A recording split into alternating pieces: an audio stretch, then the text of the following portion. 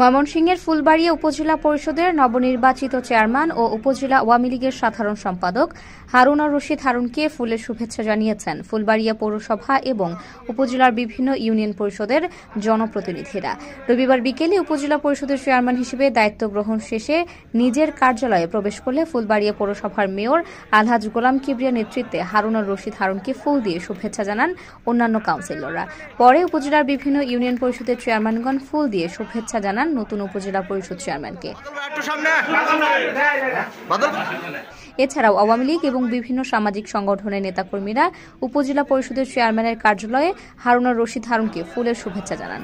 উল্লেখ্য, গত 29 মে ফুলবাড়িয়া উপজেলা পরিষদ নির্বাচনে চেয়ারম্যান পদে ঘোড়া মার্কা নিয়ে বিজয়ী হন উপজেলা আওয়ামী লীগের সাধারণ সম্পাদক হারুনুর রশিদ হারুন। পরে 26 জুন ময়মনসিংহ বিভাগীয় শহরের অ্যাডভোকেট তারেক স্মৃতি অডিটোরিয়ামে চেয়ারম্যান পদে দায়িত্ব পালনের জন্য শপথ গ্রহণ করেন তিনি। শান্তা ফিজিওথেরাপি সেন্টার, হাসপাতাল রোড, আখালিয়া হেলথ সেন্টারের পাশে। ফুলবাড়িয়া পৌরসভাবাসীর জন্য সুখবর, আপনার নিত্য প্রয়োজনীয় কেনাকাটা অধিক সহজ করতে সেকান্দার.com আপনার পাশে।